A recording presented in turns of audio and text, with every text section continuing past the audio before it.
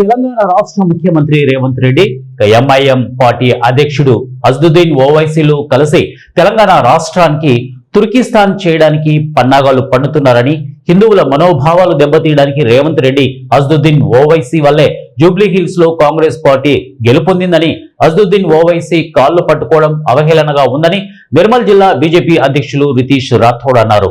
నిర్మల్ జిల్లా ఖానాపూర్ పట్టణంలోని పద్మశాలి సంఘం భవనంలో ఏర్పాటు చేసిన మీడియా సమావేశంలో ఆయన మాట్లాడారు. జూబ్లీహిల్స్ ఎన్నికల్లో హిందువులు ఓటు వేయలేదా అని ప్రశ్నించారు. నవీన్ యాదవ్ ఎన్నికల్లో గెలుపొందినందుకు హిందువులకు ముఖ్యమంత్రి రేవంత్ రెడ్డి కనీసం కృతజ్ఞతలు కూడా తెలపలేదు అన్నారు.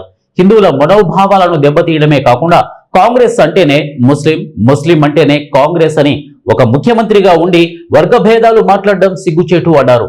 హిందువులారా, ఇప్పటికైనా మేల్కోండి, హిందువులుగా జీవించడానికి గర్వంగా బయటకు రండని హితవు పలికారు. ఇప్పటికైనా కళ్ళు తెరవకుంటే రేపటి రోజుల్లో హిందువులను అణిచివేస్తారని ఆయన తెలియజేశారు. కాంగ్రెస్ పార్టీ మంచి మెజార్టీతో గెలిచింది.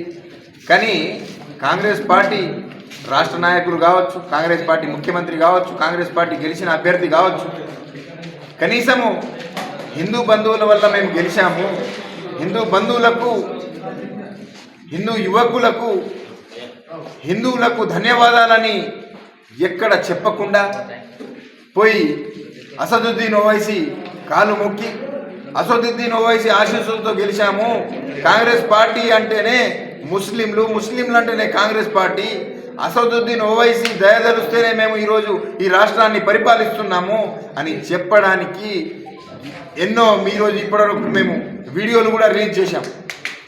వారి కాంగ్రెస్ పార్టీ అంటే వారు ఈ తెలంగాణలో ఉన్న 3 కోట్ల హిందువులను మరిచి ఓన్లీ ఒకే ముస్లిం మతానికి సంబంధించిన పార్టీగా ఏదైతే వాళ్ళు ప్రజలకు చూపిస్తున్నారో, ఇప్పటికైనా హిందూ బంధువులు అర్థం చేసుకోవాలా.